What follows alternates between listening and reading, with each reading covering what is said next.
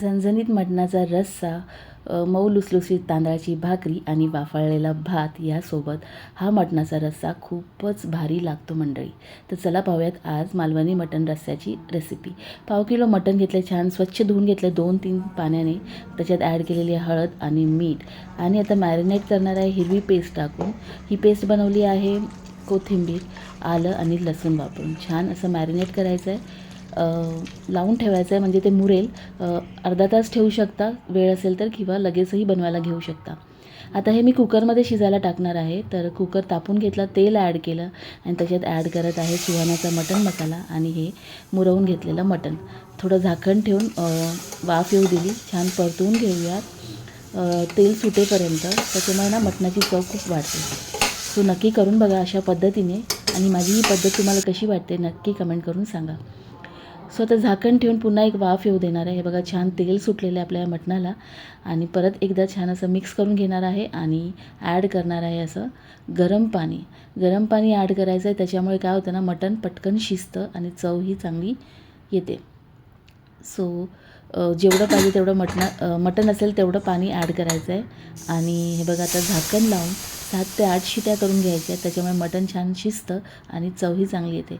चला आता पाहूयात जे वाटप किंवा वाटण लागणार त्यासाठी मी काय काय घेतलं आहे. कोथिंबीर, टोमॅटो, आलं, लसूण, कांदा आणि सुकं आणि ओलं खोबरं. हे सगळं मी छान भाजून घेणार आहे. आणि काजू ॲड केल्याने मटणाची चव वाढते, पण माझ्याकडे आता ओले काजू नव्हते. सो जे आपले नॉर्मल काजू असतात तेच मी गरम पाण्यात भिजत घातलेत. हे बघा छान हे जे वाटप आहे ते मी भाजून घेतलेलं आहे. भाजल्यानंतर छान याची पेस्ट तयार करून घेणार आहे.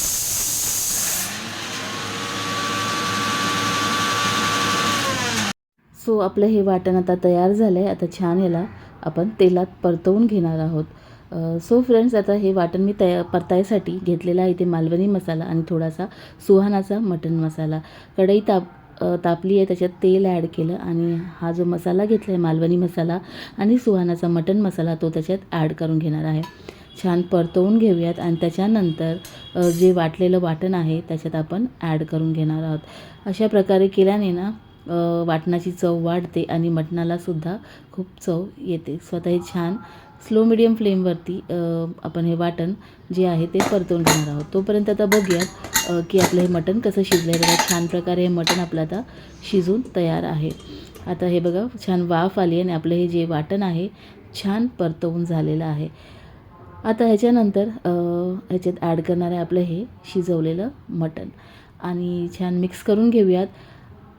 आणि जेवढा घट्ट किंवा पातळ तुम्हाला रस्सा हवा आहे त्याप्रमाणे तुम्ही ह्याच्यात पाणी ॲड करू शकता. हे भिजवलेले काजू आता मी ॲड करून घेतलेत. काजू टाकल्यामुळे ना फ्रेंड्स खूप छान चव येते मटणाच्या रश्श्याला. नक्की ट्राय करून बघा. सो आता पाणी ॲड करून घेत आहे. जेवढं मला कन्सिस्टन्सी हवी आहे रश्श्याची तेवढी. तुमच्या अंदाजानुसार तुम्ही पाणी कमी जास्त वापरू शकता. सो आता एक वाफ येऊ देणार आहे, छान उकळू देणार आहे रस्सा. आणि हा बघा आता 5 मिनिटांत आपला हा रस्सा उकळून छान तयार झालेला आहे. वाटतो आहे की नाही छान? तर नक्की तुम्ही ही रेसिपी ट्राय करून बघा, आणि जर तुम्ही ट्राय केली तर मला नक्की कमेंटमध्ये सांगा.